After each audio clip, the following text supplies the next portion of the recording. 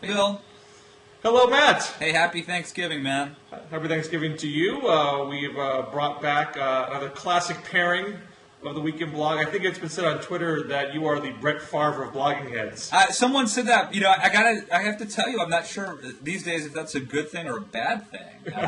Maybe that means the guy who won't hang it up, who keeps coming out of retirement. That's what I thought he was insinuating. You couldn't quite walk away. And Favre threw 17 interceptions, I think, so far this year. But if he's calling me Brett Favre because I send obscene pictures to people, then, guilty as charged over text. No, I tell you what, Bill, I will say this, I'm a little bit worried about Favre. They're playing my Redskins this week, and you might think that's a good thing. You might think, well, the Vikings and Favre, they're doing bad. The Redskins should be happy to see them. I say the exact opposite. If you look at the Redskins play good against good teams, and I think now Favre, they have a new coach, so I expect him to throw for like 1 million yards this weekend, so who knows. I'm really waiting for the Australian Rules Football League to start back up again. You'll not match the drama of this year's grand final. Hey, so what are you doing for Thanksgiving? You got family coming over, or are you heading out of town? No, family's coming up here. Thanksgiving in New England's where it's at. You would never leave where Thanksgiving began. Yeah, that's right. And I'll be making my famous buttermilk mashed potatoes. And we have our apple pie we always get from the local church's holiday fair. If you want good baking, always go to Church Ladies. So it should be as good a time as one can have with one's family. That sounds great. Sounds great. What are you doing, sir? We're having it here at the house. I think we're going to have a total of 10 people counting us. Got the in-laws coming over, a couple buddies coming over. It's going to be a good day. And by the way, I don't think I've announced yet, Bill, on the show. My wife and I are expecting. Is that right? Yeah, so this will be a very special Thanksgiving because, we're staying, my wife is I guess 7 months pregnant now, so wow, this will you're in crunch time. We are, and this will be our last Thanksgiving, without child. If you need fatherly advice, I'm here for you. I will need it. I welcome it. I mean, okay, so we're not going to talk about this today because I didn't prep you, but maybe at Christmas if I come back and do another special episode, blogging while dad. So, what are some tips? How can you, with a screaming child and an angry wife, potentially, threatening to hit you with a rolling pin as you're tweeting or blogging? How do you, as a writer, survive fatherhood? I did 17 and a half months blogging at home with my child, and just this month, as you can see, my very elaborate office digs. I have downtown office space here in Western Massachusetts. So I get some work done. Would you recommend, do I need, because I do all this from my house, as you know. I mean, would you recommend that I get some sort of office digs? Is that mandatory now? Well, let's not go too far deep into this. We'll save it for Christmas. Let's do it at Christmas. But I'll say this: it is wonderful to be able to spend. Is wonderful to be able to spend as much time as you can with the baby that most dads get to do, because most dads do have to go to a place of work. So cherish the fact that you'll get much more quality time than the average dad would. Yes, and I've already enjoyed it with the pugs, my two rescue pugs, Uncle Rico and Mr. Little Jeans. But I can only imagine it's so much more important and rewarding with an actual baby instead of a dog that you treat as a child. So, but you can't tell a baby to sit and obey. Well, you can't tell my dogs to do that either. So it's really let's onto the blogging. Yes. So when last week we talked a little bit with another guest host, Melissa Clothier, about the seemingly unanimity on the left and right blogospheres about the new TSA airport security procedures and scanners, although I did note there was, it's not completely uniform, but there certainly is a degree of outrage on the left and the right. You did a post saying the way this story has broken big shows that Matt Drudge is not going away. I think so. That post, actually, I've been guest blogging at Hot Air. Ed Morrissey, I guess he took not really a vacation because he's still blogging, but he took some time off over this holiday time, and so they've asked me and like 5 other people, Kubachi and The Right Scoop and some others to guest spot. I think it takes like 5 people to replace Ed Morrissey.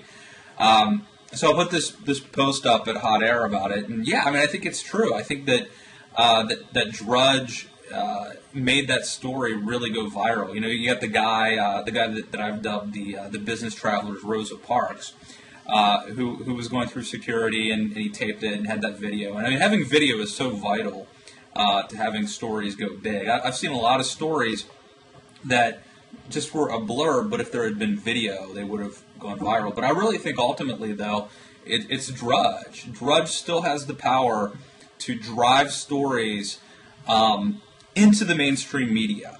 And I ran into, I'm trying to think of her name now, I can't think of it, but Ginger somebody, a young lady that I ran into at the Green Room at MSNBC a couple days ago. She was about ready to go on Hardball to be grilled by Chris Matthews, and she works for one of these sort of like privacy organizations that's been against the TSA tactics for a long time now. And I asked her, and she's like, "Yeah, absolutely. Drudge made this story happen." In 2008, Bill, I mean, there were a lot of stories during the McCain-Obama race where McCain wasn't doing so well. There was a lot of people, I think Greg Sargent, I think Howard Kurtz, and others were sort of hypothesizing that Drudge maybe didn't have the power that he once had. But I think that this latest TSA story shows that Drudge, it is amazing. I have to tell you, Drudge has linked to me a few times, and when it happens, you hear from people that you never hear from before, too. Like family that you didn't even know had the internet will tell you. I mean, I've been quoted on the front page of the New York Times. I didn't get a single phone call. Nobody emailed. And you think that it's like a huge deal, right? It's like one of these 80s movie montages where, like, you finally, like, maybe Rush Limbaugh mentions you or something, and then you're walking. There's like a movie with Dolly Parton where like she's walking down the street and like people are stopping, like giving her the thumbs up, and guys with jackhammers, construction workers, hey, there goes Matt Lewis. It doesn't happen. I think the average person would be surprised what little attention you would get if you were in the New York Times or Rush Limbaugh mentions you, and those are huge. Don't get me wrong. No offense to Rush. God knows I wouldn't want to do that. But when Drudge links to you, you trust me, you hear about it. And but I think the big story, Bill, is how it drives TV producers and other reporters to cover it. And what's your take? Well, radio in particular, I would think. I think it's everywhere. But what's your take? I mean, am I overblowing it? Are we making too much out of Drudge? Is there an argument that this is much ado about nothing? Well, I would say nothing, but I do think there is, I would put it in some perspective. I mean, yes, Drudge still has a very large, web audience. Yes, if there is a link to Drudge to a story you do, you're going to get a big spike in traffic, and the people that do read Drudge, I think, are very inclined to forward links around. Whereas you got an utterance on Rush Limbaugh, there's no link to forward. Right. There's no tangible thing to share. But I do have to think that the batting average of Drudge is much lower than where it was, 5 years ago. I mean, how many things does Drudge try to drive that I don't hear about? I mean, just case in point, I don't go to Drudge anymore. I mean, there's a point in one's, news-consuming life where you felt a certain obligation to go to Drudge. I literally don't go to Drudge anymore, and I can't think of the last time where something got forced into my lap because of Drudge. I mean, this is obviously one of them, so it'd be wrong to say that he is wholly ineffectual. But you probably check him out more than I do. I mean, how many things does he try to hype up that seem to fizzle out? No, I'm like you, Bill. I actually don't check him out a lot. But I think we're very weird in that regard. I think a lot of people obviously do. So you're right. I mean, look. I mean, for every big story like the TSA story, there are there have to be like hundreds of stories that don't make it big. But I mean, there was a point where Drudge sort of had a place in the web news sphere, like the 3 network anchors of the 60s, 70s, and 80s. Mm-hmm. He was the king news aggregator. So you felt inclined to go to him because he was taking all these news headlines from disparate sources. Wherever you were in the ideological spectrum, it's not why you went to Drudge. You went because he was a funnel for news, but that gave him the audience to put his spin on the headlines or drive certain stories, or in some case have a gossipy scoop to inject into the bloodstream. Now, he has significant competition on that front. Huffington Post probably the most notable, but there's certainly other places that people go, Talking Points Memo, Hot Air, to get their news aggregation. So he doesn't have the same captive audience that he did. But I can't think of. I mean, there have been certainly there are stories that go national that other blogs make national. But I can't think of another website or blog, whatever you want to call it, that can take a story like this. And I mean, I really don't think we would have spent the last week or whatever, 10 days talking about this TSA story and having the White House press secretary or even the president have to comment on it. I just don't think anybody else has the juice to make it happen. And I really think the key is Drudge pushes these stories, just like Monica Lewinsky, into the mainstream media, and you start to have, so it becomes almost a multiplier effect. And then, you see all sorts of mainstream writers breaking their sort of little TSA stories along the way. But I don't think it would have happened without Drudge. But here's the thing, Bill. I can't figure it out. Like, I don't know why Drudge has that power. I can't, as an observer, I can't look at anything that they do or anything great about the site, for that matter. I mean, it's so simple that gives them this power. Like, do you have any hypothesis as to why? When you mentioned Huffington Post and, these sites that have come along since Drudge, they had the ability to look at Drudge, see what Drudge is doing right, what Drudge is doing potentially wrong, make the sites, splashier, sexier. Probably, I'm guessing, much bigger staffs. They hire people like, Howard Feynman or Howard Kurtz, like at the Daily Beast. And yet, nobody else can push a story the way Drudge can. What's the theory behind that? Is it just habit? People just go there out of habit? What's the deal? Well, man, I still challenge a bit that only Drudge has this power. I mean, he certainly, the James O'Keefe Acorn hit, Glenn Beck taking out Van Jones. I mean, there are a number the Acorn. You're right about the Acorn story, but that was also, I guess, what is it, big government or something, right? So Breitbart helped that along, and Breitbart's part of Drudge's circle of. And actually, he was part of Huffington Post too, right? in the beginning. Yeah. So I think certainly the right has a number of platforms that they have used to force to take the army of conservative and libertarian news consumers and force the rest of the media to raise that story on the assignment editor list. And you have some ability on the left to do that too now. Most notably with Huffington Post, back in the later Bush days, and Talking Points Memo was the main driver of the U.S. Attorney's prosecutor purge story. So you can get hit from a number of places now. Drudge doesn't have the sole purview of that. I do think where Drudge is at his best is when he is tapping into a niche constituency that has a level of passion about something that is being otherwise missed. And there is this libertarian community. I mean, Drudge is probably, you could argue, more libertarian than conservative. And he certainly has a loyal following there. And so to identify, I don't know how he found the video in the first place. I don't know the steps where this YouTube video got into Drudge's hands, to what extent it was making buzz in other blogs before Drudge, elevated it. Well, then there is also, The Nation had a blog, I think it was The Nation, had a blog post up implying that this was all an orchestrated thing where, it didn't just happen that this guy had his cell phone on or was taping this, that it was like people were trying to prove a point. They're essentially activists. But look, I don't want to compare this to the civil rights movement, but I'm sure the Rosa Parks thing, was part of an activist thing. That doesn't mean it's bad. I mean, people who care about defending the Fourth Amendment, and believe that this is, in a sense, a civil rights issue. Protecting your rights against unreasonable searches. So the question though is, was this spontaneous? Was this an organic sort of flare-up of outrage, or were there activists behind this pushing the story trying to make this go viral?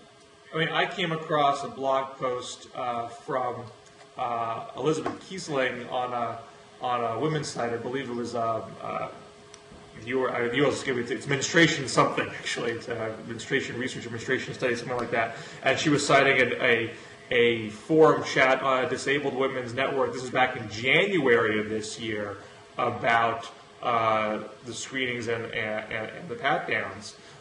So this has been burbling in a number of different corners for a while, not just conservative libertarian corners. And so I'm quite sure it would make a lot of sense that there was an organized attempt to elevate this issue, but that doesn't negate the merits of the issue. I'm not as sympathetic to the activists on this score myself, but I mean, the fact that it's organized doesn't mean that's illegitimate. Right. And we'll see, though. I mean, and I'll tell you why that becomes an issue. Because remember during like the Tea Party protests, right? And it was called AstroTurf, and there was a sense that there was a double standard that when Bush spent money like a drunken sailor, nobody cared, but as soon as Obama did, people were outraged, right? Double standard. Right. So there is something brewing. There's a movement afoot to say that this too is a double standard, that conservatives weren't outraged over like NSA wiretapping, but now they're all of a sudden outraged over the TSA stuff, and it's only because they want to make Obama look bad. It's not. It's just playing politics. So keep an eye on that narrative. I think that's. I think it's an important narrative. I do think that Drudge has been consistent in being libertarian about these issues. Right, and there are plenty of But I'm sure there's a lot of Fox News personalities and Rush Limbaugh talk radio hosts who are being utterly inconsistent on this. Right, and that's important to note that there are a lot of conservatives who have been consistent. I mean, a lot of conservatives were critical of Bush, even Bush's spending, and were against the Bush bailout as well. So, I mean, it's wrong to sort of paint with a broad brush and call them hypocrites or whatever. But by the same token, are there people who who do have a double standard? No doubt. Just to get back to what you were asking, what is Drudge doing specifically, just to close that discussion off. So I do think he has a good sense of this libertarian community that is very passionate about this issue and recognize that something like this could really get them fired up, even though most polling shows that is not a majority view. So it doesn't mean just because you have a minority view means that these issues aren't worthy of discussion. But it certainly created an impression in these early days of the debate that there was a wider outrage than there actually seems to be, and that's one of the downsides of a site like Drudge that doesn't necessarily give you the fuller picture of things. It can go out of its way to, as Saul Alinsky once said, if you don't have the numbers, make a lot of noise. In this case, they made a lot of noise. Yep, absolutely. So let's talk a little bit about some of the movement we have in the blogosphere this week, right? So a couple things to report. I guess quickly, tell me if I'm pronouncing it wrong. Garance Frankie Ruda. Is that right? I am not a pronunciation expert. I would think it'd be Franque. Franque. Well, but I could totally be wrong. But Garance has been on this show. She guested, I guess, filled in for you one time. She was on the Weekend Blog. So we wish her well. She's, I guess, leaving the Washington Post and going to the Atlantic. So congratulations to her. And an interesting shift because, I mean, we've talked a lot of, what people in general have talked about, people leaving more storied, established traditional media institutions and going to more online-type ventures. Like Howard Fineman leaving Newsweek and going to the Washington Post, Howard Kurtz leaving the Washington Post and going to Daily Beast. Of course, our daily beast is becoming Newsweek, and in the case of the Atlantic's a print magazine, but arguably it is becoming more known for its online presence. Right. And Mark Amender, right? And Amender leaving the Atlantic, going to the National Journal, which are sort of they're related. They're similar parent company or the same parent company. Right. It's a bit of walking down the hall. Yeah. But he stated he was trying to leave daily blogging and have more of a long view form of journalism to push. So there's all sorts of pieces moving around here because I think the whole media environment is so fluid and people are still trying to figure out what works and what doesn't. Now I guess big news story along those lines this week was the hiring of a conservative blogger at the Washington Post, Jennifer Rubin, who has written in a lot of places, but primarily I think commentary. She's going to the Washington Post to be the conservative blogger. What is the conservative reaction to that? Conservatives have been very negative about the Washington Post's online choices. Right. Hiring Ezra Klein, hiring Greg Sargent, hiring Dave Weigel. Right. And of course, Dave Weigel's now over with Slate. Is there a sense that finally the Washington Post gets it, or a sense that Rubin is a little too idiosyncratic to satisfy what conservatives want? Well, I mean, first you are right. I mean, Rubin, I think, is certainly conservative, but I think probably more of a neocon. I think she was a really favorable toward Giuliani, as I recall, for what that's worth. But having said that, it has been very well received by conservatives. You have people like, a lot of people on Twitter congratulating her yesterday. I saw Jim Garrity, Mary Catherine Ham. By the way, both of them were people that I had recommended in my post at Politics Daily a while back. I put out a piece. I don't know if you remember. It was like 10 people the Washington Post should consider hiring. So it's been I would say, very well received by conservatives, at least on day one. Very positive. I will say, Rubin. A couple of things about her. She's, I would say, extremely good writer for a blogger. A lot of people are bloggers. They're not necessarily great. They're not poetic. Let's just say, right? The prose maybe. They're bloggers, right? And some of the best. I'm quite convinced that very few people actually read blog posts from start to finish. But they read the headlines and presume what you believe and then attack you in the comments. Well, the thing that I'll say about Rubin is she's a very good writer, but it's also bloggy. So she uses a lot of links. She has the ability to write, 3 or 4 posts a day, which is important because some, columnists can't do. So she's very much a combination of a columnist, someone who has the ability to write. So she could actually be a columnist, but also who gets blogging. So that's very good, I would say. It's a very good combination. I think the other interesting thing to note is that unlike Weigel, who was on the political side of things, he was sort of like in the same department with, I guess, like people like Saliza, kind of that, that side of things. She's in a different department, the opinion department, the opinion section, which is maybe smart, I don't know.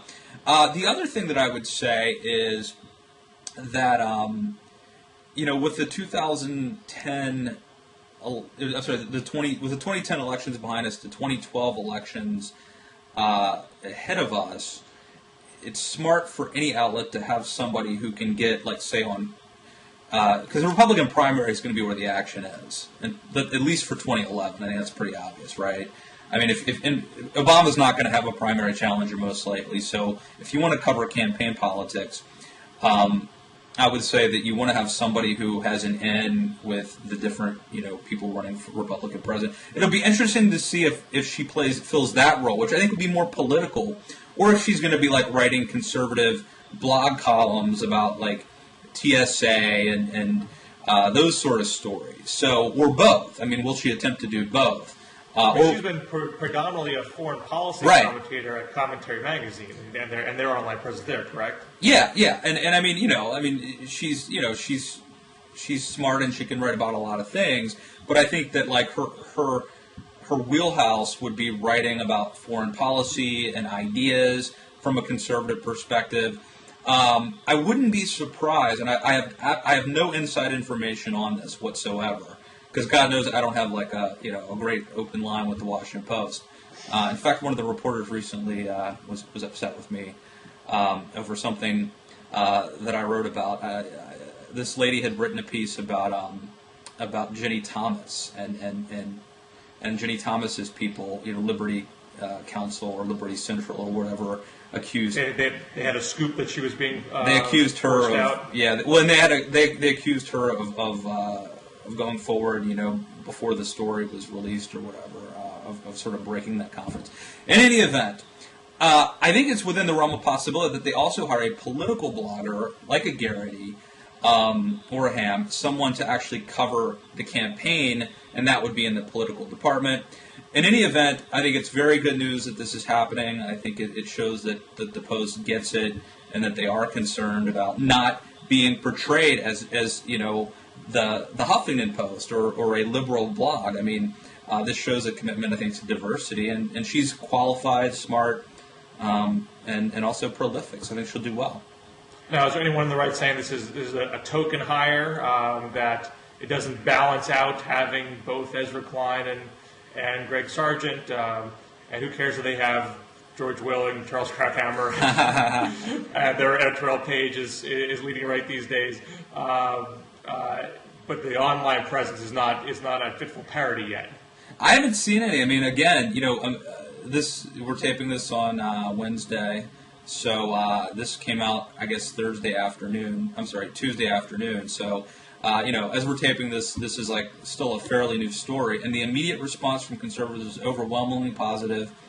I think people like Newsbusters praised the hire. It was, Newsbusters is never happy. They're never happy. They've been very critical of the Washington Post, and so it's been just applauded. And I don't know if this was spontaneous or set up. I mean, like if I was Jennifer Rubin and I knew that this decision was imminent, I might try to set up some friends of mine, to immediately praise it.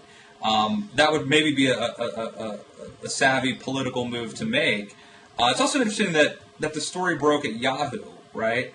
Michael Calderon, I think, broke this story, and so this is another prime example of outlets being scooped by other outlets. Usually the Washington Times, for example, whenever they fire one of their editors, which happens like every 15 minutes, it seems, they're usually scooped by, I don't know, somebody else. So let me ask you your take on that, Bill. I mean, how does that happen that Yahoo breaks this story about the Washington Post memo? Well, I don't know, exactly how their reporting techniques work there. Although, also interesting, Yahoo has really beefed up their reporter-blogger arsenal. I mean, they made a big bet. I mean, is your buddy still there? We had him on already. This is Andrew Gullis's right. He guested with me one time, too, I think. Right. No, he's really had a grand vision about how Yahoo can, create a new niche for themselves by having a team of reporter bloggers that break news. I mean, that is their driving emphasis. They're not there to do a lot of pontificating. Right. But I'd imagine for a media industry type story, I mean, maybe sometimes you get it, through loose chatter. But I'd imagine there's a strategic incentive for a news organization wanting to make news about their own operations to feed a story to another news organization, because then it seems like it's really news. It's not just you submitting a press release. Right. It's news that you've done this. So I wouldn't think, and it might, and your suggestion that you might want to, rig it. Grease the skids. Is that it? So it seems very positive. Mm-hmm. I don't think it'd be just as helpful to have it be received negatively. Maybe. To have some controversy around the hire. Well, normally I think you're right, except for the fact that conservatives were so angry over Weigel. But let me ask you this. I mean, so going back to the guy before Weigel, years before Weigel, Ben Domenech, who was basically forced out of the Post by the left. Well, they found be it fair or not, but whatever the case may be.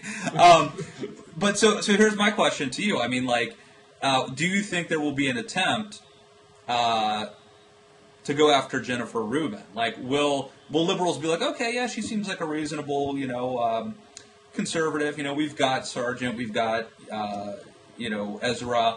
Or do you think there will be some sort of a concerted attempt to try to push her out? Well, concerted, I wouldn't necessarily. I don't think there's going to be some grand strategy meeting at Left Inc. to take her out. But I do think we're in an environment where it's very easy for someone to have a personal vendetta against anybody. Dave Weigeled in particular, who got hammered pretty bad and forced out of the post. And by the way, let me say, I feel like Dave is in a better place. In a sense, for him, I think I like what he's doing better now. It was like he was almost like forced to be. It was very like so it was a little more constrained at the Washington Post. Cover the conservative movement. It was all like now. I think I would argue it's more interesting and more him what he's doing. May well be. He's doing my point is that it only takes one person with an axe to grind to go through all of your writings or maybe your personal tax returns or your business records or whatever and try to find something on you and gin up a scandal. So no target is too small in these wild and woolly internet days. Ask Glenn Beck. So I wouldn't be totally shocked if someone out there tried to do something, but I don't think it is high on people's radars in the broader progressive movement to be sure that the WashingtonPost.com operation has no conservative in their stable whatsoever. Yeah. So I think we're running out of time, Bill. You want to sign off, or you want to do some more chatting? I have business to attend to today, this day before the holiday, and not to mention ingredients to procure to make sure my potatoes are as fluffy as possible. I'll be using a potato ricer.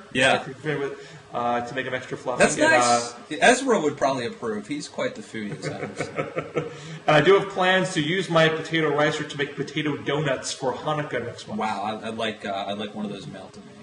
Let me say, I expect this Thanksgiving to go like all the others. I will be doing my annual rendition of Alice's Restaurant Massacre. On your fellow Republican friend Arlo Guthrie? Well, because he's a Republican, I like Arlo Guthrie. And I figured to win like every other Thanksgiving, me, wearing a wife beater, handcuffed in the front yard, face down, being escorted out. So, it's Thanksgiving. What can you say? Well, it's always good to talk to you, Matt. I'm thankful you could return. Well, we hope to see you again, of course. It's great talking to you, and don't forget. Lord willing, if I come back and guest over Christmas, I want to have that talk about how do you, as a father, like a parent, even, how do you blog? How do you make that work? How can you be a successful daddy blogger? We should have that talk publicly, and we should probably have many more talks because you're about to be whacked upside the head by a 2x4. So you need to know what's coming. I do. No one warns you. Well, that's a blog post, so. All right, man. Happy Thanksgiving. You too. And we'll see you soon. Take care.